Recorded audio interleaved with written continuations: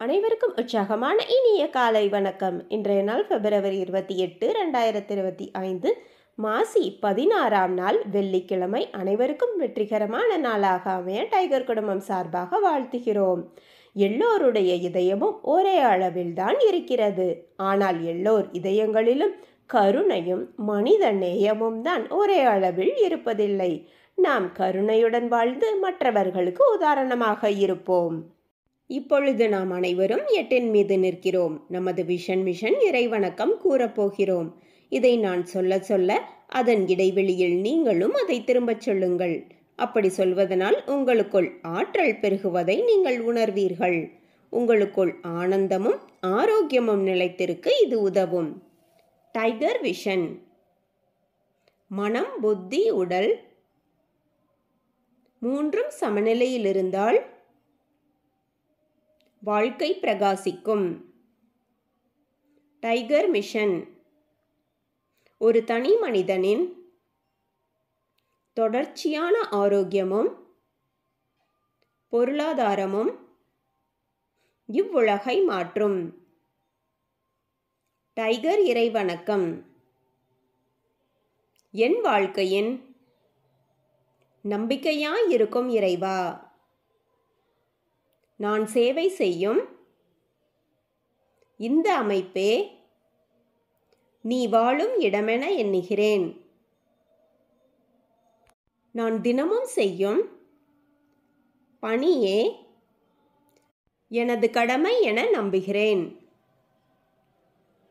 எனது உடலை கண்ணும் கருத்துமாய்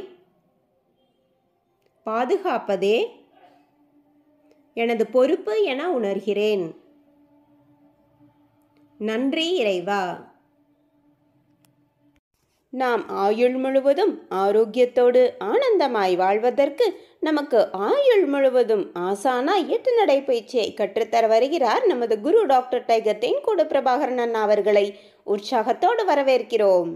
எல்லோருக்கும் இனிய காலை வணக்கம். இந்த அற்புதமான காலை வேளையில் 9 மூட்டுக்களை மசிக்கக்கூடிய அற்புதமான பயிற்சிகளை முடிச்சுட்டு 27 முறை சூப்பர் பிரெயின் யோகா அப்படின்னு சொல்லக்கூடிய தோப்பு காரணங்களை முக மலர்ச்சியோட மன மகிழ்ச்சியோடு முடிச்சுட்டு 8 நடப்பதற்காக தயார் நிலையில் இருக்கிறோம்.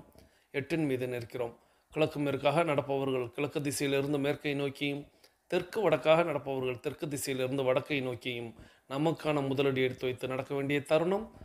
பேசிக் கோர்ஸ் மற்றும் அட்வான்ஸ் கோர்ஸ் அப்படின்னு சொல்லக்கூடிய 2 பிரிவாக நம்ம நடந்துக்கிட்டு இருக்கோம். ஸோ எல்லாருமே பண்ண வடையை தொடங்கலாம். பெண்கள் அனைவரும் இடதுபுறமாகவும் ஆண்கள் அனைவரும் வலதுபுறமாகவும், அதாவது பெண்கள் லெஃப்ட் சைடிலும் ஆண்கள் ரைட் சைடிலும் முதலடி எடுத்து வைத்து நடையை தொடங்குகிறோம். நடை இயல்பாக இருக்கிறது, நடை தளர்வாக இருக்கிறது, தோள்பட்டை தளர்வாக இருக்கிறது, கழுத்து குனியாமல் இருக்கிறது, கால்கள் ஒன்றுக்கு முன்பு ஒன்று வருவது போல் நடந்து கொண்டு இருக்கிறோம். கைகள் அதன் இசைவில் அசைந்து கொண்டிருக்கிறது. சுவாசம் சீர்நிலையில் இருக்கிறது. எண்ணம் நேர்மறையாக இருக்கிறது. மனம் மகிழ்வுடனும் அமைதியுடனும் இருக்கிறது. ஒற்றை சிந்தனையாளர்கள் அத்தனை பேரும் ஒற்றுமையோடு ஒரே திசையை நோக்கி பயணித்து கொண்டு இருக்கிறோம். நமது பயணம் வெற்றிகரமாக அமைய எல்லாம் வல்ல இறைவனை துணை கழித்து கொண்டு தொடர்ந்து பயணிக்கிறோம். ஒவ்வொரு விடியலும் நமக்கு பல விஷயங்களை கற்றுத்தந்து கொண்டே இருக்கிறது. நாம் பெற்றுக்கொண்டே இருக்கிறோம். அதை வாழ்வில் பயன்படுத்தி வெற்றி கண்டு கொண்டே இருக்கிறோம். அவ்வாறாக இன்றைய விடியலும் நமக்கு பல விஷயங்களை கற்றுத்தரப்போகிறது. நாம் பெற்றுக்கொள்ளப் போகிறோம். அதை வாழ்வில் பயன்படுத்தி வெற்றி காணப் போகிறோம். ஒவ்வொரு நாளும் நமது நடையை தொடங்கும் போது நாம் சில பல நினைவூட்டல்களை நினைவூட்டுவது வழக்கம். அவ்வாறாக இன்றைய நினைவூட்டல்கள் நம்முடைய பயிற்சிகளை, முயற்சிகளை, நிகழ்ச்சிகளை, செயல்களை தொடங்குவதற்கு முன்பாக முதலில் நாம் செய்ய வேண்டியது நமது தாயை வணங்க வேண்டும், நமது தந்தையை வணங்க வேண்டும், நமது குருமார்களை வணங்க வேண்டும், நமது இயற்கை, இறைவன், பிரபஞ்சம், நமது இஷ்ட தெய்வங்களை வணங்க வேண்டும், நமது மூதாதையர்கள், முன்னோர்களை வணங்க வேண்டும். இவர்களிடம் அருளாசி பெற்று இவர்களை வழித்துணைக்கு அழைத்து நாம் நமது பயிற்சிகளை, முயற்சிகளை, நிகழ்ச்சிகளை, செயல்களை தொடங்கினால் அது வெற்றியில் நிறைவடையும். அவர்கள் நமக்கு என்றென்றும் ஒரு ஊன்றுகோலாக, ஒரு தூண்டுகோலாக நம்மோடு பயணிப்பார்கள். ஆகையால் அதில் வெற்றி கிட்டும். இதை மனதில் எண்ணி ஒவ்வொரு நாளும் நாம் தொடங்க வேண்டும். 2 டம்ளர் வெதுவெதுப்பான நீர் பருகி நமது பயிற்சிகளை தொடங்கி இருக்க வேண்டும். நமக்கு அருகில் எப்பொழுதுமே குடிநீர் இருக்கும்படியாக பார்த்து கொள்ள வேண்டும். நமது உள்ளங்கைகளை மடக்கி பார்த்திருக்க வேண்டும். விரலின் நகங்களின் வண்ணங்களை பார்த்திருக்க வேண்டும். சுவாசத்தை சோதித்து பார்த்திருக்க வேண்டும். இவையெல்லாம் அடுத்த 21 நிமிடங்களில் 42 நிமிடங்களில் எவ்வாறாக மாறுகிறது என்பதை நாம் கண்கூடாக பார்ப்பதற்காக முன்னமேயே நாம் பார்த்து வைத்திருக்க வேண்டும்.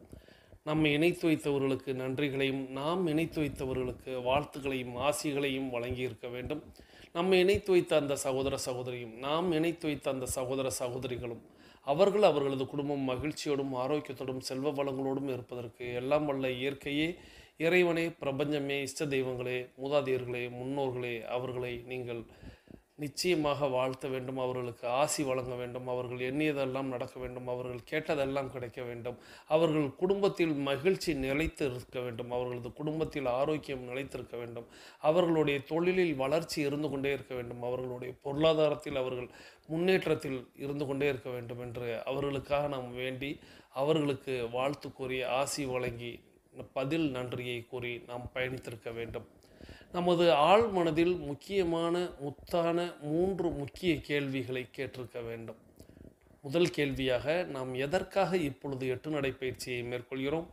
2வது கேள்வியாக, நாம் எதற்காக டைகர் குழுமத்தில் இணைந்து பயணிக்கிறோம்? 3வது கேள்வியாக, நாம் நமது இலக்கை நோக்கித்தான் பயணிக்கிறோமா? இந்த முக்கிய 3 கேள்விகளை ஆழ் மனதில் கேட்டு அதற்கான பதிலை நாம் பெற்றிருக்க வேண்டும். ஆழ் மனதிடம் நாம் பேச வேண்டும் என்பதை ஒவ்வொரு நாளும் நான் வலியுறுத்துவேன். அவ்வாறாக ஒவ்வொரு நாளும் நீங்கள் ஆழ் மனதிடம் கேட்டு பாருங்கள். நாம் எதற்காக இப்பொழுது 8 நடைப்பயிற்சியை மேற்கொள்கிறோம்? நமது ஆரோக்கியத்தை பெறுவதற்காக, நமது ஆரோக்கியத்தை மீட்டெடுப்பதற்காக, நமது ஆரோக்கியத்தை தக்க வைப்பதற்காக, நமது ஆரோக்கியத்தை புதுப்பிப்பதற்காக. இந்த 4ல் ஒரு கேட்டகரியில் நம்ம எல்லாருமே இருப்போம். அப்போது ஆரோக்கியம் அப்படிங்கிற ஒரு விஷயம் நமக்கு என்றென்றும் வேண்டும். நோய் எதிர்ப்பாற்றல் அப்படிங்கிற ஒரு விஷயம் நமக்கு என்றென்றும் வேண்டும். அப்படிங்கிறதுக்காக நாம் ஒவ்வொரு நாளும் 8 நடைப்பயிற்சியை மேற்கொள்கிறோம். நாம் ஏன் டைகர் குழுமத்தோடு இணைந்து பயணிக்கிறோம் அப்படிங்கிற அந்த கேள்விக்கு நம்ம எப்பொழுதுமே டைகர் குழுமம் எப்படி தொடங்கப்பட்டது, எத்தனை பேரால் அது நடத்தப்படுகிறது, எத்தனை நாட்களாக நடத்தப்படுகிறது, ஏன் நடத்தப்படுகிறது, கட்டணமின்றி நடத்தப்படுவது எப்படி, பிரபஞ்ச அறக்கட்டளை என்றால் என்ன, இப்படி பல்வேறு உங்களுடைய எண்ண ஓட்டம் அவைகளில் போய் உங்களுக்கு நானோ, ஃபேமிலி டீம் உறுப்பினர்களோ அல்லது கோஆர்டினேட்டர்களோ, கேப்டன்களோ, வைஸ் கேப்டன்களோ உங்களுடைய முகத்திற்கு முன்பாக உங்களுடைய அகக்கண்ணில் அவை எப்படி செயல்படுகிறது, ஏன் செயல்படுகிறது, எதற்காக செயல்படுகிறது, அதனால் நமக்கு என்ன பலன், இதனால் அவர்களுக்கு என்ன பலன், இப்படி உங்களுக்கு பல்வேறு துணை கேள்விகள் பிறக்கும். இந்த துணை கேள்விகளை எல்லாம் நீங்கள் விடை தேடுங்கள். அந்த விடை உங்களுடைய ஆழ் மனதில் தான் கிடைக்கும். அதை நீங்கள் வாங்கி கொண்டீர்கள் என்றால் நீங்கள் தொடர்ந்து பயணிப்பீர்கள். அதன் பிறகு நாம் 3வது கேள்வியாக, நாம் நமது இலக்கை நோக்கித்தான் பயணிக்கிறோமா அப்படிங்கிற அந்த கேள்வியை வைப்போம். இந்த கேள்வியும் கண்டிப்பாக எல்லோரும் ஆழ் மனதில் கேட்க வேண்டும். இலக்கை நோக்கிய பயணம் வெற்றியை தரும் என்பதை நாம் எல்லோருமே உணர்வோம், அறிந்திருப்போம். நம்முடைய மூதாதையர்களும் முன்னோர்களும் நமக்கு அதை வழங்கி சென்று இருக்கிறார்கள். இலக்கு எது என்பதை நமக்கு நினைவில் கொண்டு வர வேண்டும். அந்த இலக்கை நோக்கி நாம் ஒவ்வொரு நாளும் அடியை எடுத்து வைக்க வேண்டும். இலக்கிலிருந்து நாம் தடம் மாறுகிறோமா, மடை மாறுகிறோமா, அல்லது கவனச்சிதறல் ஏற்படுகிறதா, அல்லது நமக்கு மூளைச்சலவை செய்யப்படுகிறதா என்பதை நாம் நமக்குள்ளாகவே கேட்டுக்கொள்ள வேண்டும். இங்கே மட்டுமல்ல, எங்கேயுமே நம்மளுடைய இலக்கை நோக்கி பயணிக்க விடாமல் வேறு ஏதேனும் தடை கற்களாக, வேறு ஏதேனும் மடைமாற்றுதலாக, வேறு ஏதேனும் திசை மாற்றுதலாக, வேறு ஏதேனும் மூளைச்சலவை செய்வதாக எங்கேனும் எப்போதும் உங்களுக்கு தோன்றினால் அதை இன்னும் ஆழமாக நீங்கள் யோசித்தீர்கள் என்றால் நிச்சயமாக அதிலிருந்து விடுபட்டு இலக்கை நோக்கி பயணிக்க முடியும். தொடர்ந்து இன்றைய தினம் பகுதியை கேட்கப் போகிறோம். இன்றைய தினம் பகுதியை நமக்கு தொகுத்து வழங்க வருகிறார் சகோதரி tiger Akila Gopinath from Virudhunagar. Akila Gopinath from Virudhunagar family team உறுப்பினர். அவர்களது குடும்பம் மகிழ்ச்சியோடும் ஆரோக்கியத்தோடும் செல்வ வளங்களோடும் இருப்பதற்கு எல்லாம் வல்ல இயற்கை இறைவன் பிரபஞ்சம் துணை நிற்க வேண்டும். அவர்கள் எண்ணியதெல்லாம் நடக்க வேண்டும். அவர்கள் கேட்டதெல்லாம் கிடைக்க வேண்டும். அவர்களது குடும்பத்தில் ஆரோக்கியம் நிலைத்திருக்க வேண்டும், ஆனந்தம் நிலைத்திருக்க வேண்டும், பொருளாதாரம் உயர்ந்து கொண்டே இருக்க வேண்டும், தொழில் வளர்ந்து கொண்டே இருக்க வேண்டும், அவர்களது பணி சிறந்து விளங்க வேண்டும், அவர்களது பணி பிறர் பாராட்டும்படியாக அமைய வேண்டும். அதை எல்லாம் வல்ல இயற்கை இறைவன் பிரபஞ்சம் வழங்க வேண்டும் என்று நானும் என்னுடைய வாழ்த்துகளையும் வேண்டுதல்களையும் வைக்கிறேன். நீங்களும் உங்களுடைய வாழ்த்து மலைகளை சகோதரி tiger Akila Gopinath from Virudhunagar family team உறுப்பினர் அவர்களுக்கு வழங்குமாறு அன்போடு கேட்டு இன்றைய தினம் பகுதியை நமக்கு தொகுத்து வழங்க அவர்களை அழைக்கிறேன். வாருங்கள் சகோதரி, வந்து இன்றைய தினம் பகுதியை தாருங்கள். அனைவருக்கும் வணக்கம். இன்றைய தின பகுதியில் இன்று நாம் கொண்டாடி கொண்டிருக்கும் நிகழ்வு தேசிய அறிவியல் தினம். பிப்ரவரி 28 நேஷனல் சயின்ஸ் டே அப்படின்னு கொண்டாடுறோம். அறிவியல் விழிப்புணர்வை ஊக்குவிக்கவும் ஆராய்ச்சி மற்றும் தொழில்நுட்பத்தின் முக்கியத்துவத்தை எடுத்துக்காட்டி நம்ம கொண்டாடுறோம். இந்த தேசிய அறிவியல் தினம் அறிவியலாளர் சர் சி வி ராமன் அவர்களின் ராமன் விளைவை நினைவு கூறும் விதமாக கொண்டாடப்படுது. ஒளிச்சிதறல் பற்றிய புரிதலில் புரட்சியை ஏற்படுத்திய சர் சி வி ராமன் அவர்களின் பங்களிப்புகளை கௌரவிக்கிற வகையில் இந்திய அரசாங்கம் 1986 முதல் இந்த பிப்ரவரி 28 தேசிய அறிவியல் தினமாக அறிவித்தாங்க. ஒவ்வொரு ஆண்டும் இந்த நாளில் விஞ்ஞானிகள், மாணவர்கள், கல்வியாளர்கள், கொள்கை வகுப்பாளர்களை ஒன்றிணைத்து அறிவியலின் முன்னேற்றங்கள் மற்றும் சிறந்த எதிர்காலத்தை வடிவமைப்பதில் அவர்களின் பங்கு குறித்து விவாதிக்கப்படுது. இந்த வருஷம் நம்ம என்ன தீமில் கொண்டாடுறோம் அப்படின்னா, பாரதத்திற்கான அறிவியல் மற்றும் புதுமைகளில் உலகளாவிய தலைமைத்துவத்திற்காக இந்திய இளைஞர்களை மேம்படுத்துதல். Empowering Indian youth for global leadership in science and innovation for Bharat. அதாவது புதுமை மற்றும் உலகளாவிய அறிவியல் தலைமை மூலமாக இந்தியாவின் முன்னேற்றத்தை முன்னெடுப்பதில் இளம் விஞ்ஞானிகளின் பங்கை இது வலியுறுத்துது. இந்த நாளில் நாம் அறிவியலாளர் சர் சி வி ராமனை பற்றி தெரிஞ்சுக்கலாம். அவருடைய முழு பெயர் சர் சந்திரசேகர வெங்கடராமன். அதை தான் சுருக்கி சர் சி வி ராமன் அப்படின்னு அழைக்கிறோம். இவர் நவம்பர் 7, 1888 பிறந்தவர். இவர் ஒரு இந்திய இயற்பியலாளர். 1928 மூலக்கூறுகளால் சிதறடிக்கப்படும் போது ஒளி அதன் அலைநீளத்தை எவ்வாறு மாற்றுது அப்படிங்கிறத விவரிக்கிறத ராமன் விளைவு அப்படிங்கிற பேரில் கண்டுபிடிச்சாரு. இதுக்காக 1930 இயற்பியலுக்கான நோபல் பரிசையும் அவர் பெற்றார். நோபல் பரிசு பெற்ற முதல் ஆசிரியர் இவர்தான். 1948 இயற்பியலின் ஆராய்ச்சிக்காக ஒரு மையம் தொடங்கினார். ராமன் ஆராய்ச்சி நிறுவனத்தின் நிறுவனராக இருந்தார். இவருடைய கண்டுபிடிப்புகள் ஏராளம். ராமன் ஸ்பெக்ட்ரோகிராஃபி, குவாண்டம் தியரி அப்படின்னு நிறைய முக்கியமான கண்டுபிடிப்புகளை கண்டுபிடிச்சிருக்காரு. இவருடைய கண்டுபிடிப்புகளால் மருத்துவ நோயறிதல், நானோ தொழில்நுட்பம், பொருள் அறிவியல் எல்லாத்துலேயுமே இன்னுமே அவருடைய ராமன் விளைவு பயன்படுத்தப்பட்டுக்கிட்டு தான் இருக்குது. அதனால தான் அறிவியல் மற்றும் தொழில்நுட்பத்திற்கான பங்களிப்புகளை கௌரவிக்கிற வகையில் பல விருதுகள் வழங்கப்படுது. இந்த விருதுகள் அறிவியல் ஆராய்ச்சி, தகவல் தொடர்பு மற்றும் புதுமை ஆகியவற்றில் சிறந்த சாதனைகளை அங்கீகரிக்குது. விஞ்ஞான ரத்னா, விஞ்ஞான் ஸ்ரீ, விஞ்ஞான் யுவா, விஞ்ஞான் குழு, சாந்தி ஸ்வரூப் பட்நாகர் விருது அப்படின்னு பல விருதுகள் கொடுக்கப்படுது. அறிவியல் கண்டுபிடிப்புகளுக்கும் அவற்றின் நிஜ உலக பயன்பாடுகளுக்கும் இடையிலான இடைவெளியை குறைத்து பொதுமக்களை முன்னேற்றத்துக்கு இந்த நாள் உதவியாக இருக்குது. அனைவருக்கும் தேசிய அறிவியல் தின நல்வாழ்த்துக்கள். இந்த அற்புதமான வாய்ப்பு தந்த நமது குரு டைகர் தேன்கோடு பிரபாகரன் அவருக்கு நன்றி. பிரபஞ்சத்திற்கும் நன்றி. நன்றி. வாழ்க நலத்துடன், வாழ்க வளத்துடன்.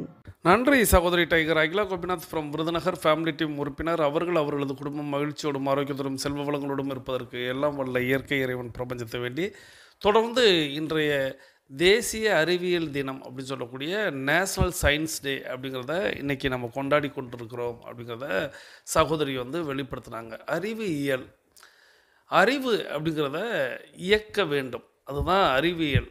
அறிவை இயக்கினால் அறிவியல் பிறக்கும். மூளை அப்படிங்கிறது எல்லா மனிதர்களுக்கும் எல்லா ஜீவராசிகளுக்குமே இயற்கை கொடுத்துருக்கிறது. அந்த மூளையில் அறிவு என்கிற புத்தி அப்படிங்கிற ஒரு விஷயத்தை நாம் இயக்க பழக பழக அந்த அறிவை நாம் அதிகரிக்க நாம் வளர்ந்து கொண்டே இருக்கிறோம்.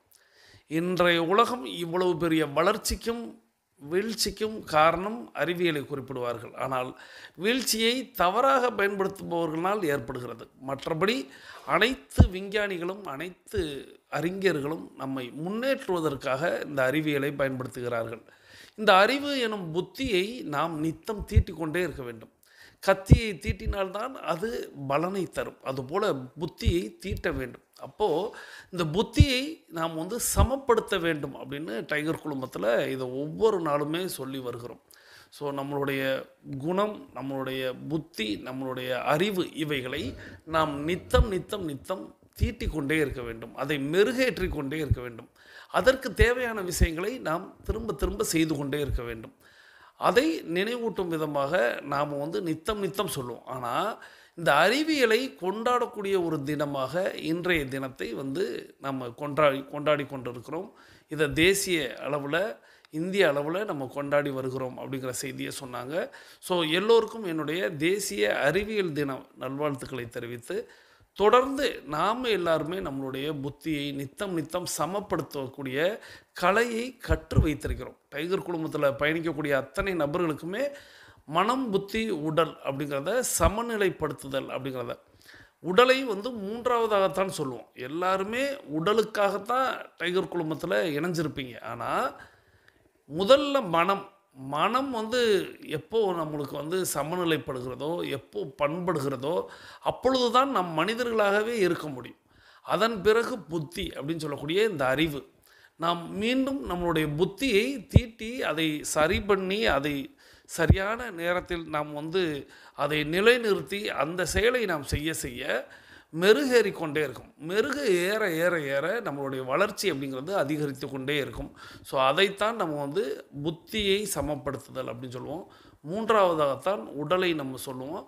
ஸோ அப்படிப்பட்ட இந்த அற்புதமான புத்தி என்கிற அறிவை இயக்கக்கூடிய டைகர் குழுமத்தில் பயணிக்கக்கூடிய அத்தனை சகோதர சகோதரிகளுக்கும் என்னுடைய தேசிய அறிவியல் தின நல்வாழ்த்துக்களை தெரிவித்து, இந்த அற்புதமான இன்றைய தினம் பகுதியில் இதை தந்த சகோதரி tiger Akila Gopinath from Virudhunagar family team உறுப்பினர் அவர்களுக்கும் நமது நன்றியை சொல்லி, நீங்களும் உங்களுடைய வாழ்த்து மலைகளை சகோதரிக்கு வழங்கியிருப்பீர்கள் அப்படிங்கிற நம்பிக்கையோடு தொடர்ந்து நம்ம இன்றைக்கி ஒரு கதை கேட்க போகிறோம். இந்த அற்புதமான கதை 2 கதை. ஸோ தனித்தனி கதையாகவே நம்ம பார்க்க போகிறோம். ஸோ இந்த அற்புதமான கதைகளை நமக்கு தேர்வு செய்து அனுப்பி வைத்திருப்பவர் சகோதரி டைகர் ரேவதி ஃப்ரம் தூத்துக்குடி. இவங்க தூத்துக்குடி டைகர் கிளப்போடைய வைஸ் கேப்டனாக இருக்கிறாங்க. சகோதரி டைகர் ரேவதி ஃப்ரம் தூத்துக்குடி அவர்களது குடும்பம் மகிழ்ச்சியோடும் ஆரோக்கியத்தோடும் செல்வ வளங்களோடும் இருப்பதற்கு எல்லாம் வல்ல இயற்கை இறைவன் பிரபஞ்சம் துணை நிற்க வேண்டும். அவர்கள் எண்ணியதெல்லாம் நடக்க வேண்டும், கேட்டதெல்லாம் கிடைக்க வேண்டும். அவர்களது குடும்பத்தில் ஆரோக்கியம் நிலைத்திருக்க வேண்டும், ஆனந்தம் நிலைத்திருக்க வேண்டும். அவர்களுடைய பொருளாதாரம் உயர்ந்து கொண்டே இருக்க வேண்டும். அவர்களது பணி சிறந்து விளங்க வேண்டும். அவர்களது பணி பிறர் பாராட்டும்படியாக அமைய வேண்டும். அதை எல்லாம் வல்ல இயற்கை இறைவன் பிரபஞ்சம் அவர்களுக்கு வழங்க வேண்டும் என்று என்னுடைய வேண்டுதல்களையும் வாழ்த்துக்களையும் தெரிவித்துக் கொள்கிறேன். நீங்களும் உங்களுடைய வாழ்த்து மலைகளை சகோதரி tiger Revathi from Thoothukudi tiger club vice captain அவர்களுக்கு வழங்குமாறு அன்போடு கேட்டு, இப்பொழுது வாருங்கள் முதல் கதையை கேட்டுக்கொண்டே பயணிக்கலாம். கதைகளை நாம கேட்கறது மூலமாகவும் இல்ல படிக்கிறது மூலமாகவும் ஒரு பெரிய தெளிவு கிடைக்கும். அது உண்மையான கருத்து. இந்த கதையும் அப்படிப்பட்ட ஒண்ணுதான். கேளுங்க. புகழ்பெற்ற ஞானியிடம் சிலர் சென்று, நாங்கள் புண்ணிய யாத்திரை சென்று புனித நதியில் நீராடி வரலாம் என்று இருக்கின்றோம். நீங்களும் எங்களோடு வந்தால் நன்றாக இருக்கும் என அவரை அழைத்தார்கள். ஞானியோ இப்போது வருவதற்கான சாத்தியம் இல்லை என்று கூறிவிட்டு அவர்களிடம் ஒரு பாகற்காயை தந்து, எனக்காக ஒரு உதவி செய்ய முடியுமா என்று அவர்களை பார்த்து கேட்டார். அவர்களோ, என்ன செய்ய வேண்டும், கட்டளையிடுங்கள் மகாராஜா என்றார். ரொம்ப பெரிய வேலையெல்லாம் இல்லை. நீங்கள் புனித நதியில் முழுகும் போதெல்லாம் இந்த பாகற்காயை முழுக்கி என்னோடு திரும்ப கொண்டு வந்து இதை சேர்த்து விடுங்கள் என்றார்.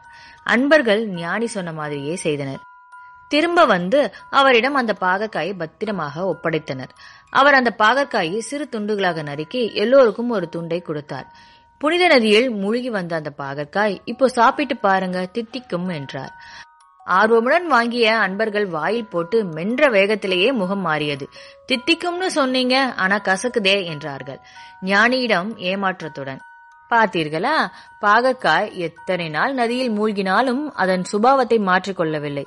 அதே போலவே நாம் நமது தவறான செயல்களையும் தீய பழக்கங்களையும் துர்க்குணங்களையும் மாற்றிக்கொள்ளாமல் எந்த புண்ணிய தீர்த்தத்தில் 1000 முறை மூழ்கினாலும், எந்த கோயிலுக்கோ சர்ச்சுக்கோ மசூதிக்கோ குளத்துக்கோ மற்றும் புண்ணிய ஸ்தலங்களுக்கோ 1008 முறை வலம் வந்து விழுந்து விழுந்து வணங்கினாலும் எந்த பயனும் வந்துவிடப் போவதில்லை. மாற்றங்கள் மனங்களிலும் குணங்களிலும் வந்தால்தான் வாழ்க்கை இனிமையாகும் என்றார் அந்த ஞானி. இப்போ நீங்க சொல்லுங்க, இந்த ஞானி சொல்றது சரியா தவறான? நன்றி. நம்ம இப்போ முதல் கதை கேட்டோம். இந்த முதல் கதை கேட்கும் பொழுது நம்மளோடு தொடர்ந்து பயணிக்கக்கூடிய நிறைய சகோதர சகோதரிகளுக்கு இந்த கதையை நம்ம எப்பொழுதோ கேட்ட ஞாபகம் வந்திருக்கும். அந்த கதை அப்படிங்கிறது என்னுடைய புத்தகத்தில், அதாவது எனக்கு பரிசளித்த ஒரு புத்தகத்தில் நிறைய கதைகள் நம்ம வாசித்து வந்தோம். அதில் இந்த கதை வேறு வடிவில் இருந்துச்சு. உருளைக்கிழங்கு மூடை அப்படின்னு இருந்தது. ஸோ அதை கொஞ்சம் மாற்றம் செய்து இந்த கதை பாகற்காய் அப்படிங்கிற ஒரு கருத்தோடு வந்திருக்கு. அதாவது ஒரு ஞானி இருக்கிறார். அந்த ஞானியின் இடத்தில் சில அன்பர்கள் புண்ணிய நதியில் நீராட போகிறோம், ஸோ நீங்களும் நீராடுனா நல்லா இருக்கும், ஸோ புண்ணிய நதியில் நீராடுனா என்ன கிட்டும், என்ன கிடைக்கும் அப்படின்னு அந்த ஞானி அவர்களிடத்தில் கேட்குறாரு. நமக்கு நிறைய புண்ணியங்கள் சேரும், நம்மளுடைய பாவங்கள்லாம் கழியும், நம்மளுக்கு நிறைய புண்ணியங்கள் சேரும்னு அவங்க சொல்கிறாங்க. அப்போது ஞானி, எனக்கு சில பல வேலைகள் இருக்குது, ஸோ நீங்கள் போய் புண்ணிய நதியில் நீராடி நீங்கள் புண்ணியத்தை சேர்த்துக்கிறங்க, ஆனால் எனக்கு ஒரு உதவி செய்வீர்களா அப்படின்னு கேட்கும்போது என்ன செய்யணும் அப்படின்னு கேட்குறாங்க. ஒரு பாகற்காயை கொடுக்குறாரு. அந்த பாகற்காயை கொடுத்து, இதை நீங்கள் புண்ணிய நதியில் நீங்கள் குளிக்கும் போதெல்லாம் நீராடும் பொழுதெல்லாம் இந்த பாகற்காயையும் நீங்கள் சேர்த்து குளித்து கொண்டு வாருங்கள் அப்படின்னு சொல்கிறாங்க. இவ்வளோ தானே, இது ஒரு பெரிய விஷயம்ல, செய்திடலாம் அப்படின்னு அவர்களும் புண்ணிய நதியை நோக்கி பயணிக்கிறாங்க. போய் புனித நீராடுறாங்க. நீராடி பாகற்காயையும் சேர்த்து நீராடி கொண்டு வர்றாங்க. அப்படி கொண்டு ஞானியின் இடத்தில் கொடுக்குறாங்க. அப்போ ஞானி எப்படி இருந்தது பயணம் அப்படின்னு கேட்குறாரு. ரொம்ப சிறப்பாக இருந்துச்சு, புண்ணியம் எங்களுக்கு நிறைய கிடச்சிருக்கு அப்படின்னு அவங்க சொல்கிறாங்க. அப்போ அவர் கொண்டு வந்த பாகற்காயை வாங்கி அவர் என்ன செய்றாரு, சிறு சிறு துண்டுகளாக வெட்டுறார். சிறு சிறு துண்டுகளாக வெட்டி எல்லார் இடத்திலும் கொடுத்து, இப்பொழுது இதை சாப்பிட்டு பாருங்கள், இது புண்ணிய நதியில் நீராடினதனால் இது தித்திக்கும் அப்படின்னு சொல்கிறாரு. எல்லாரும் ரொம்ப ஆர்வத்தோடு, அப்படி ஒரு ஆச்சரியத்தோடு எடுத்து வாயில் வைக்கிறாங்க. சாப்பிட்டு பார்க்கும் பொழுது அவர்களுக்கு அந்த கசப்புத்தன்மை அப்படிங்கிறது, ஏன்னா அவங்க தித்திக்கும்னு நினச்சிக்கிட்டு இருந்த ஒரு விஷயம் அப்படி கசக்கும் அப்படின்னு சொல்லும்போது முகமெல்லாம் மாறுது. மாறிட்டு ஞானியின் இடத்தில், என்ன நீங்கள் இப்படி சொன்னீங்க, தித்திக்கும் சொன்னீங்க அப்படின்னு. என்னப்பா நீங்கள் தானப்பா சொன்னீங்க, புண்ணிய நதியில் நீராடுனா புண்ணியம் கிட்டும், நம்மளுடைய குணம் மாறும் அப்படின்னு. ஸோ அதனுடைய சுபாவம் அதுக்கு மாறாது. பாகற்காய் என்றால் அதனுடைய சுபாவம் கசக்கிறது தான். ஸோ உன்னுடைய சுபாவத்தையோ உன்னுடைய தீய எண்ணத்தையோ கெட்ட குணத்தையோ பொறாமையையோ நீ விட்டொழிக்காமல் நீ புண்ணிய நதியில் நீராடி என்ன பிரயோஜனம் அப்படின்னு அந்த இடத்துல அவர்களுக்கு ஒரு பாடத்தை புகுத்துகிறார். இதைத்தான் நாம் இன்றைக்கி அறிவியல் தினம் அப்படிங்கிறத பார்த்தோம்னாவா, அறிவியலில் நாம் புத்தியில் இன்றைக்கி தீட்ட வேண்டியது அதுதான். நம்மளுடைய புத்தியை சமநிலையில் வைத்திருக்கிறோமா, நம்மளுடைய குணநலன்களை சரியாக வைத்திருக்கிறோமா, நம்மளுடைய மனநிலையை நாம் எவ்வாறாக வைத்திருக்கிறோம் அப்படிங்கிறத தான் நாம் இன்றைய அறிவியல் தினத்தில் நம்ம ஏற்கனவே சொன்னோம். இந்த கதையும் அதைத்தான் நமக்கு எடுத்து கூறுகிறது. ஸோ நாம் புரிந்து கொள்ள வேண்டியது அப்படிங்கிறது, சுபாவத்தை மாற்றாமல் வேறு எதுவுமே மாறாது. அது புண்ணிய நதியில் நீராடினாலும் சரி, எந்த கோவில்களில் போய் கும்பிட்டாலும் சரி, அவங்களே சொன்னாங்க மசூதியில் சர்ச்சில் எதில் போய் வணங்கினாலும் சரி, நாம் நம்மளுடைய குணத்தை மாற்றணும். அதற்குத்தான் டைகர் கிளப் அப்படிங்கிறத நான் அறிவியல் தினத்துலையும் சொன்னேன், இப்பையும் சொல்கிறேன். ஸோ நாம் நம்மளுடைய டைகர் குழுமத்தில் மனம் புத்தி உடலை சமப்படுத்துவது அப்படிங்கிற ஒரு அற்புதமான செயலை செய்து கொண்டிருக்கிறோம். இந்த கதை நான் ஏற்கனவே சொன்னேன் 2 கதைன்னு. ஸோ இடைவேளைக்கு பிறகு இன்னொரு கதையை இப்போ பார்க்க போகிறோம். இப்பொழுது நம்மளுடைய 21 நிமிடம் அப்படிங்கிறது நிறைவுக்கு வருகிறது. வாருங்கள் அனைவரும் தொடங்கிய திசைக்கு வந்து விடுகிறோம். கிழக்கு மேற்காக தொடங்கியவர்கள் கிழக்கு திசையிலும், தெற்கு வடக்காக தொடங்கியவர்கள் தெற்கு திசைக்கு வந்து விடுகிறோம். நமது உள்ளங்கைகளை மடக்கி பறிக்கிறோம். இறுக்கமாக இருக்கிறது. விரலின் நகங்களின் வண்ணங்களை பறிக்கிறோம். சிவப்பு வண்ணத்தில் மாறி இருக்கிறது. சுவாசத்தை சோதித்து பார்க்கிறோம். 2வது நாசியிலும் சுவாசம் வரக்கூடிய இந்த வேளையில் இந்த விஷயங்களை நீங்கள் செய்து பார்க்கணும். எல்லாருமே எனக்கு கைகள் செவந்துரும், எனக்கு கைகள் இறுக்கமாக தான் இருக்கும், என்னுடைய சுவாசம் 2 நாசிலையும் தான் வரும். இது எங்கேயோ இருக்க போகிற பொருளை நான் டெஸ்ட் பண்ண சொல்லலை. அந்த மொபைல் ஃபோனு கூட நான் தட்டச்சு செய்யும்போது சொல்லுவேன், போய் எடுத்து தட்டச்சு பண்ணுங்கள், தண்ணீர் கூட நீங்கள் எடுத்து குடிங்கன்னு சொல்லுவேன். ஆனால் இது உங்களோடே இருக்கக்கூடிய விஷயங்கள், உங்களுடைய உள்ளங்கை உங்கள் கையில் இருக்குது. அப்போ உள்ளங்கைகளை மடக்கி பார்க்கறத கூட நம்ம செய்யலைன்னா நம்ம எவ்வளோ பெரிய சோம்பேறியாக இருப்போம்.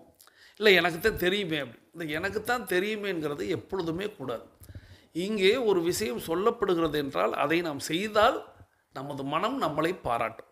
உங்கள் மனம் உங்களை பாராட்டணும். உங்கள் மனம் மேல் மனம் வந்து உங்களை சொல்லணும், ஆமாம் சொல்கிறதெல்லாம் செஞ்சுக்கிட்டு அப்படின்னு. ஆனால் ஆழ் மனம் நீங்கள் செய்தீர்கள் என்றால் உங்களை அது வழி நடத்தும், உங்களை வெற்றியடை செய்யும்.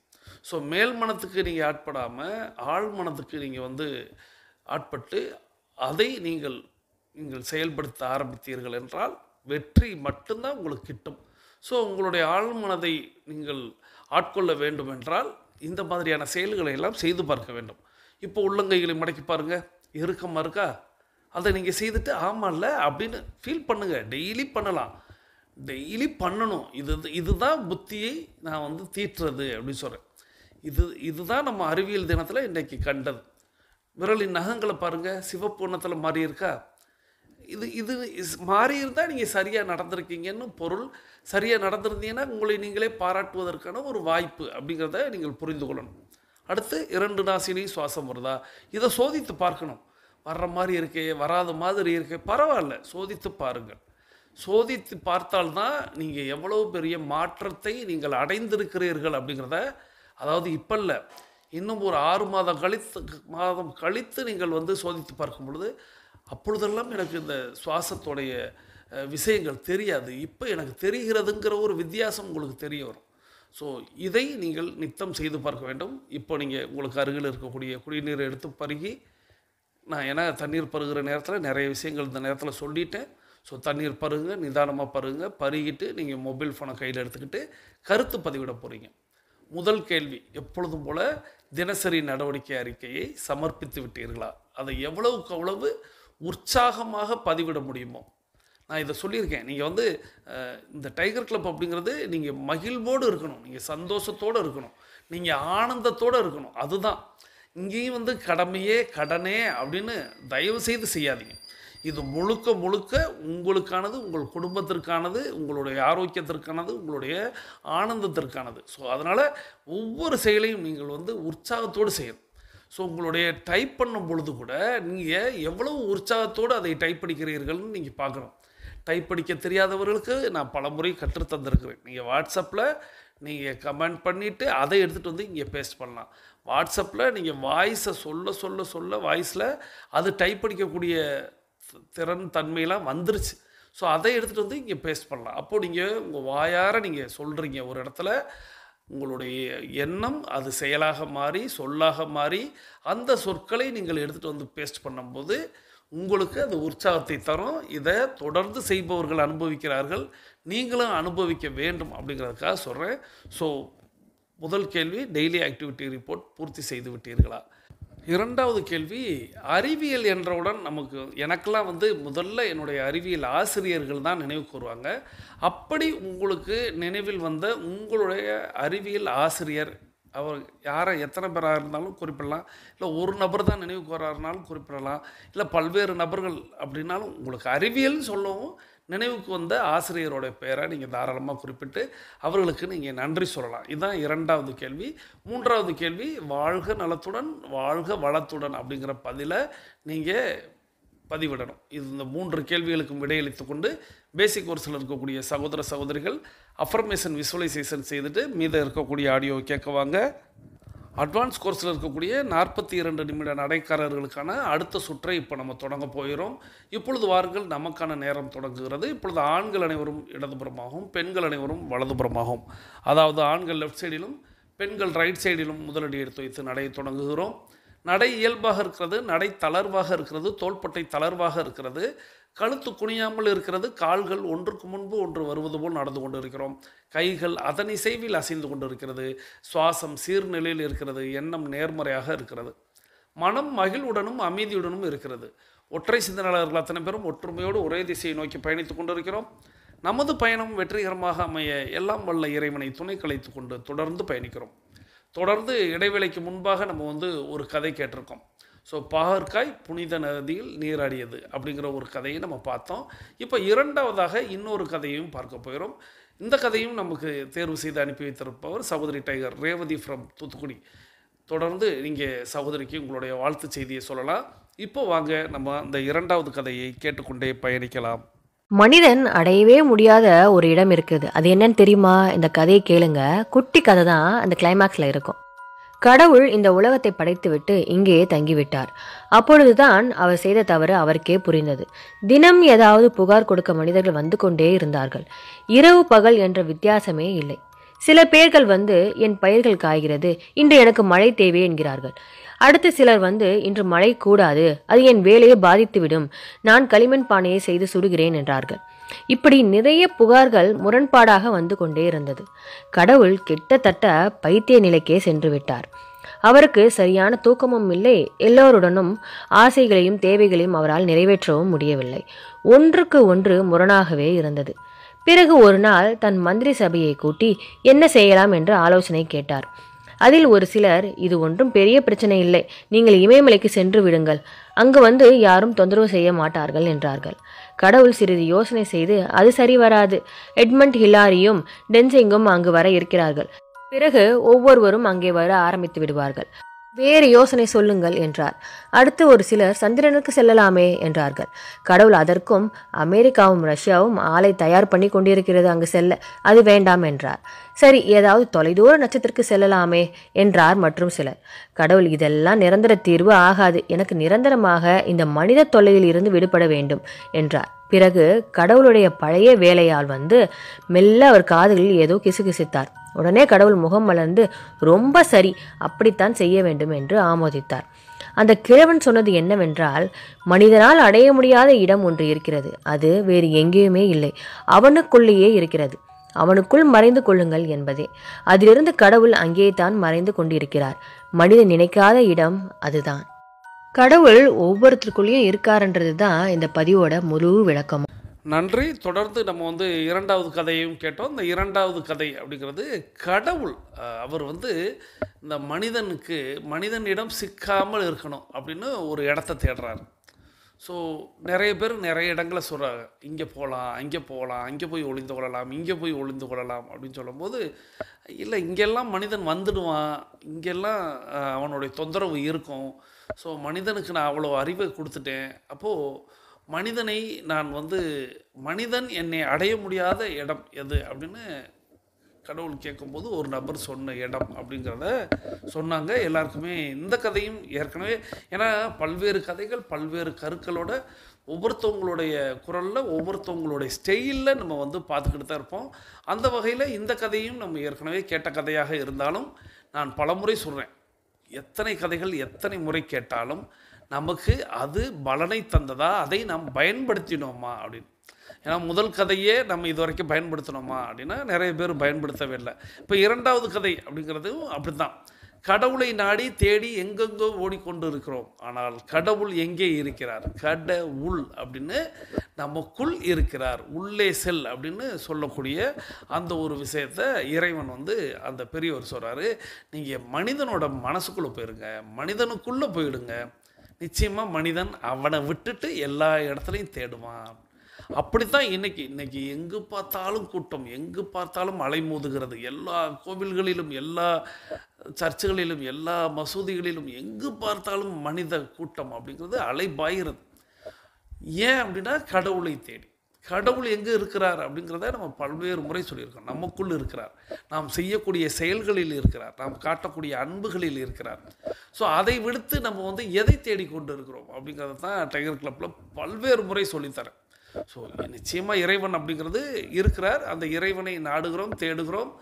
ஆனால் நமக்குள்ளாக இருக்கக்கூடிய அந்த இறைவனை, நமக்குள்ளாக இருக்கக்கூடிய அந்த ஆழ்மனதை நாம் புனிதமாக வைத்திருக்கிறோமா, சுத்தமாக வைத்திருக்கிறோமா, அதை பண்படுத்தி இருக்கிறோமா, அதை நித்தம் மௌன தியானத்தின் மூலமாக அதை சரி செய்திருக்கிறோமா?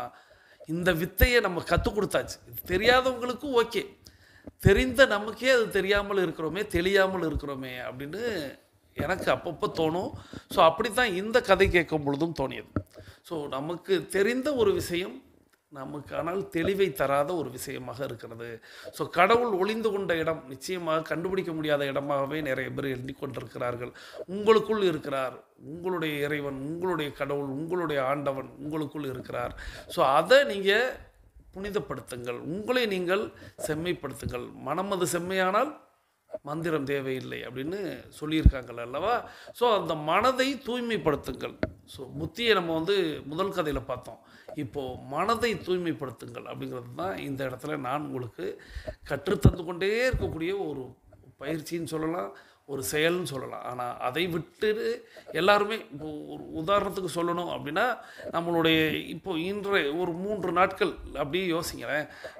நம்மளை விட, நம்மளுடைய ஆரோக்கியத்தை விட, நம்மளுடைய ஆனந்தத்தை விட நாம் இறைவனை நாடி எல்லோருமே சென்று கொண்டிருக்கிறோம். எல்லோருமே வழிபாடு அப்படின்ட்டு அந்த இறை வழிபாடு, அந்த சிவராத்திரி, அந்த குலதெய்வ வழிபாடு அப்படின்னு நம்ம செய்து கொண்டிருக்கிறோம். ஆனால் நீங்கள் என்ன வேண்டாலும் செய்ய, ஆனால் உங்களுக்கான பயிற்சியை செய்துட்டு செய்யுங்கன்னு நான் சொல்கிறேன். ஆனால் எல்லாருமே காரணங்கள் தான் சொல்கிறோம். நாங்கள் கோவிலுக்கு போகிறோம், நாங்கள் இங்கே போகிறோம், நாங்கள் பயணத்தில் இருக்கிறோம், நாங்கள் யாத்திரையில் இருக்கிறோம். எல்லாரும் பல்வேறு பயணங்களை, காலங்களையும், பல்வேறு சூழ்நிலைகளையும், பல்வேறு காரண காரியங்களையும் சொல்கிறாங்களே தவிர அவர்களுக்கான ஆரோக்கியத்தை, அவர்களுக்கான ஆனந்தத்தை அவர்கள் பெறலை, தெரியல அப்படின்னு நான் நம்மளுடைய வியூஸ் பார்க்கும்போது, நம்மளுடைய கமெண்ட்ஸ் பார்க்கும்போதே எனக்கு தெரிந்து கொள்ள முடிகிறது. ஸோ முதல்ல நமக்குள் இருக்கிறார் ஆண்டவருங்கிறத நம்புங்கள். உங்களுக்குள் யாராக வேண்டுமானாலும், அது ஆணாக, பெண்ணாக, குழந்தையாக, பெரியவங்களாக, பாகுபாடுலாம் இல்லை. ஒரு உயிர் அப்படின்னு ஒரு இருக்குது அப்படின்னா அதுக்குள் இறைவன் அப்படின்னுங்கிறவன் இருக்கிறான். அந்த இறைவனை தேட தேட தான் மனிதன் பிறக்கிறான். அந்த மனிதனை மாமனிதனாக்குவது, புனிதனாக்குவது, ஞானியாக்குவது எல்லாமே அவனவன் கையில் தான் இருக்குது.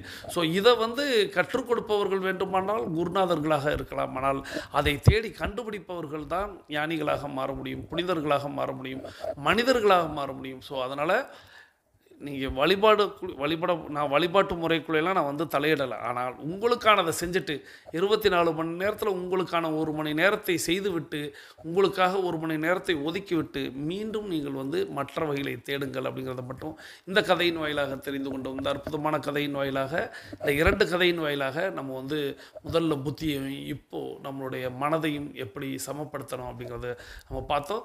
தொடர்ந்து நம்ம இந்த அற்புதமான கதைகளை தேர்வு செய்து அனுப்பித்த சகோதரி tiger Revathi from Thoothukudi tiger club vice captain அவர்களது குடும்பம் மகிழ்ச்சியோடும் ஆரோக்கியத்தோடும் செல்வ வளங்களோடும் இருப்பதற்கு எல்லாம் உள்ள இயற்கை இறைவன் பிரபஞ்சத்தை வேண்டி தொடர்ந்து நம்ம உடலுக்கான ஒரு ஆரோக்கிய குறிப்பு கேட்க போயிடும். இந்த அற்புதமான ஆரோக்கிய குறிப்பை நமக்கு தேர்வு செய்து அனுப்பி வைத்திருப்பவர் சகோதரி டைகர் கோகிலா ஃப்ரம் ராமநாதபுரம்.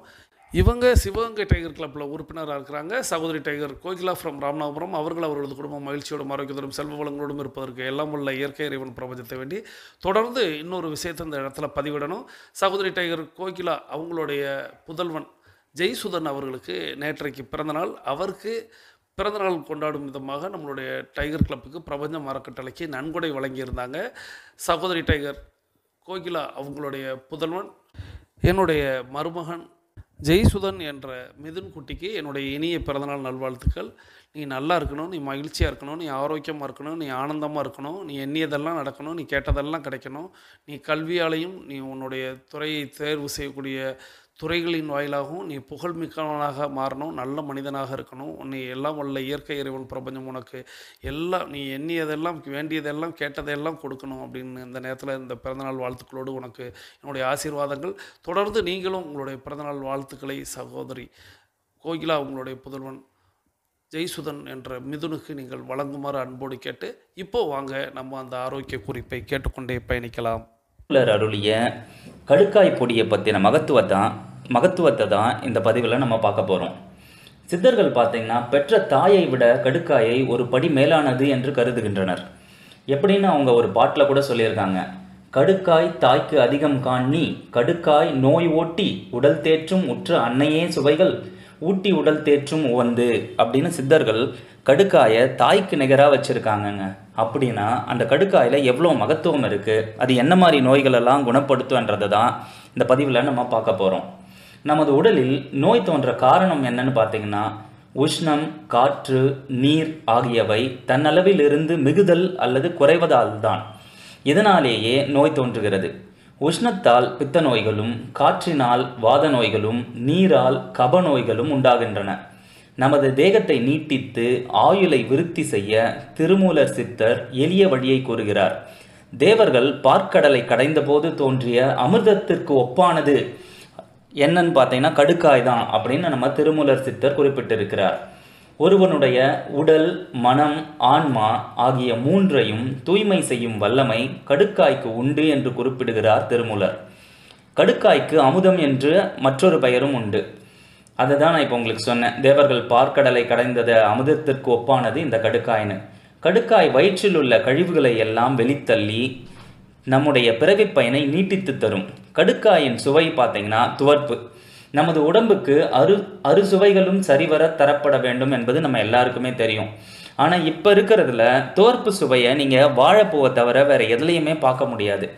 ஆனால் உங்களால் அதை சுவைக்கவும் முடியாது. நமக்கு இனிப்பு, புளிப்பு எல்லாமே கிடச்சிடும் இப்போ நம்ம பண்ணுற சமையலில். ஆனால் துவர்ப்பு சுவை கிடைக்கவே மாட்டேங்குது.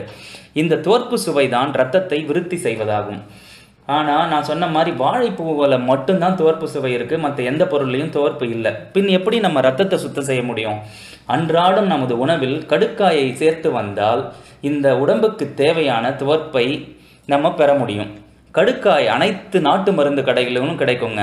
இந்த கடுக்காய் பொடியை எப்படி பண்ணணும்னு பார்த்தீங்கன்னா, கடுக்காயை வாங்கி உள்ளே இருக்கும் பருப்பை எடுத்துவிட்டு நன்கு தூளாக அரைத்து வைத்து கொள்ளவும். இதில் தினசரி 1 ஸ்பூன் அளவு இரவு உணவுக்கு பின் சாப்பிட்டு வர எல்லா நோய்களும் நீங்கி நோயில்லா நீடித்த வாழ்வை நாம் பெறலாம். கடுக்காய் குணப்படுத்தும் நோய்கள் என்னென்ன அப்படின்னு பார்த்தீங்கன்னா, கண் பார்வை கோளாறுகள், காது கேளாமை, சுவையின்மை, பித்த நோய்கள், வாய்ப்புண், நாக்குப்புண், மூக்குப்புண், தொண்டைப்புண், இரைப்பை புண், குடற்புண், ஆசனப்புண், அக்கி, தேமல், படை, தோல் நோய்கள், உடல் உஷ்ணம், வெள்ளைப்படுதல், மூத்திர குழாய்களில் உண்டாகும் புண், மூத்திர எரிச்சல், கல்லடைப்பு, சதையடைப்பு, நீரடைப்பு, பாதை எரிச்சல், மூளை எரிச்சல், உள்மூலம், சீழ்மூலம், இரத்த மூலம், இரத்த பேதி, பௌத்திரக்கட்டி, சர்க்கரை நோய், இதய நோய், மூட்டுவலி, உடல் பலவீனம், உடல் பருமன், இரத்த கோளாறுகள், ஆண்களின் உயிரணு குறைபாடுகள் போன்ற அனைத்துக்கும் இறைவன் அருளிய அருமருந்தே கடுக்காய். இதை பற்றி சித்தர் பாடின பாடல் பார்த்தீங்கன்னா, காலை இஞ்சி கடும்பகல் சுக்கு, மாலை கடுக்காய் மண்டலம் உண்டால் விருத்தனும் பாலனாமே. இதே பாட்டை மாற்றி கூட இப்போ சிலர் சொல்கிறாங்க. காலையில் இஞ்சு கடும்பகல் சுக்கு, மாலையில் கடுக்காய் மண்டலம் உண்டால் கோலை ஊன்றி குறுகி நடக்கும் கிழவனும் கோலை வீசி குலாவி நடப்பானே. அதை தான் நான் உங்களுக்கு சொல்லியிருந்தேன். கோலை ஊன்ற கிழவன் கூட ஒரு குமரனா மாறக்கூடிய ஒரு மகத்துவம் வாய்ந்தது தான் இந்த கடுக்காய். கடுக்காய் உண்டால் மிடுக்காய் வாழலாம், ஈனாத மாட்டுக்கு ஒரு கடுக்காய், இளம் பிள்ளைத்தாச்சிக்கு 7 கடுக்காய். இப்படி பல பழமொழிகள் இந்த கடுக்காயோட மகத்துவத்தை சொல்கிற மாதிரி நம்ம முன்னோர்கள் சொல்லியிருக்காங்க. காலை வெறும் வயிற்றில் இஞ்சி, நண்பகலில் சுக்கு, இரவில் கடுக்காய் என தொடர்ந்து ஒரு மண்டலம், அதாவது 48 நாட்கள் நம்ம சாப்பிட்டு வந்தோம்னா கிழவனும் குமரனாகலாம் என்பதே இந்த பாடலின் கருத்து. எனவே தொடர்ந்து கடுக்காயை இரவில் சாப்பிட்டு வர நோய்கள் நீங்கி இளமையோடு வாழலாம். கடுக்காய் பொடி என்பது நம்ம வீடுகளில் கட்டாயம் இருக்க வேண்டிய ஒரு பொக்கிஷமாகும். அதனால் இவ்வளவு மகத்துவம் வாய்ந்த இந்த கடுக்காய் பொடியை நீங்களும் உங்கள் குடும்பத்தினரும் இரவு உணவுக்கு பின் தண்ணீரில் கலந்து சாப்பிடுங்க. ஏன்னா இந்த கடுக்காய் பொடியோட மகத்துவமே நமக்கு துவர்ப்பு கிடைக்கணுன்றது தான். இதை திரும்பவும் நீங்கள் தேனில் குழைச்சோ வேறு ஒரு பொருளோடவும் சேர்த்து சாப்பிட்றாதீங்க. இந்த கடுக்காய் பொடியை தண்ணீரோடு மட்டுமே நீங்கள் எடுத்துக்கிட்டிங்கன்னா உங்களுக்கு இந்த துவர்ப்பு சுவை மிக முழுவதுமாக கிடைக்கும். அப்படி எடுத்துக்கிட்டிங்கன்னா தான் சித்தர்கள் சொன்ன எல்லா பலனையும் நம்ம முழுவதுமாக அடைய முடியும். இன்னும் ஒரு முக்கியமான விஷயம் என்னன்னு பார்த்தீங்கன்னா, இந்த கடுக்காய் பொடியை கர்ப்பிணி பெண்கள் சாப்பிடக்கூடாது. அவங்க இதை தவிர்க்கணும். மற்ற எல்லாருமே இதை சாப்பிடலாங்க. நன்றி சகோதரி tiger. Kokila from Ramanathapuram Sivaganga tiger club உறுப்பினர். அவர்கள் அவர்களது குடும்பம் மகிழ்ச்சியோடும் ஆரோக்கியத்தோடும் செல்வ வளங்களோடும் இருப்பதற்கு எல்லாம் வல்ல இயற்கை இறைவன் பிரபஞ்சம் துணை நிற்க வேண்டும். அவர்கள் எண்ணியதெல்லாம் நடக்க வேண்டும், கேட்டதெல்லாம் கிடைக்க வேண்டும். தொடர்ந்து நீங்கள் எல்லாருமே உங்களுடைய வாழ்த்து மலைகளை சகோதரி கோகிலாவுக்கும் அவங்களுடைய புதல்வனுக்கும் வழங்கியிருப்பீங்க அப்படிங்கிற நம்பிக்கையோடு தொடர்ந்து நாம் இன்றைக்கி மருத்துவ குறிப்பு கேட்டோம். நான் ஏற்கனவே சொன்னது போல் மனம் புத்திக்கு நம்ம பார்த்துட்டோம், இப்போ உடலுக்கும் பார்த்துட்டோம். ஸோ கடுக்காய் பொடியோடைய மருத்துவ பயன்கள் அப்படிங்கிறத தான் நம்ம இன்றைக்கி ஆடியோவில் கேட்டோம். ஸோ நிச்சயமாக அது உங்களுக்கு பலனுள்ளதாக அமைந்திருக்கும். காரணம், இப்பொழுது நம்மளுடைய 42 நிமிடம் நிறைவுக்கு வருகிறது. வாருங்கள் அனைவரும் தொடங்கிய திசைக்கு வந்து விடலாம். கிழக்கு மேற்கா தொடங்கியவர்கள் கிழக்கு திசையிலும் தெற்கு வடக்கா தொடங்கியவர்கள் தெற்கு திசைக்கு வந்து விடுகிறோம். உள்ளங்கைகளை மடக்கி பறிக்கிறோம், இறுக்கமாக இருக்கிறது. விரலின் நாங்களின் வண்ணங்களை பறிக்கிறோம், சிவப்புணத்தில் மாறி இருக்கிறது. சுவாசத்தை சோதித்து பறிக்கிறோம். இரண்டாவது நாசியிலும் சூப்பராக சுவாசம் வரக்கூடிய இந்த வேளையில் நாம் அனைவரும் கிழக்கு திசையை நோக்கி நின்று அஃபர்மேஷன் விசுவலைசேஷன் செய்துட்டு இன்றைய நாளை தொடங்க போயிடும். இன்றைய நாளில் தாங்கள் தங்களது குடும்பம் மகிழ்ச்சியோடும் ஆரோக்கியத்தோடும் செல்வ வளங்களோடும் இருப்பதற்கு எல்லாம் வல்ல இயற்கை இறைவன் பிரபஞ்சம் துணை நிற்க வேண்டும். தாங்கள் எண்ணியதெல்லாம் நடக்க வேண்டும், கேட்டதெல்லாம் கிடைக்க வேண்டும். தங்களது குடும்பத்தில் ஆரோக்கியம் நிலைத்திருக்க வேண்டும், ஆனந்தம் நிலைத்திருக்க வேண்டும். தங்களுடைய பொருளாதாரம் உயர்ந்து கொண்டே இருக்க வேண்டும். தங்களது பணி சிறந்து விளங்க வேண்டும். தங்களது பணி பிறர் பாராட்டும்படியாக அமைய வேண்டும். தங்களுடைய தொழில் வளர்ந்து கொண்டே இருக்க வேண்டும். இதை எல்லாம் வல்ல இயற்கை இறைவன் பிரபஞ்சம் உங்களுக்கு வழங்கி கொண்டே இருக்க வேண்டும் என்று என்னுடைய வாழ்த்துக்களையும் தெரிவித்து ஆசீர்வாதங்களையும் வேண்டி தொடர்ந்து இன்னைக்கு உங்களுக்கு ஒரு வெற்றி பரிசு கிட்டும். அந்த வெற்றி பரிசு என்னவென்று எனக்கு வாட்ஸ்அப்பில் சொல்லுங்கள் அப்படிங்கிறத சொல்லி மீண்டும் சந்திப்போம், கலந்து சிந்திப்போம். வாழ்க நலத்துடன், வாழ்க வளத்துடன். நன்றி.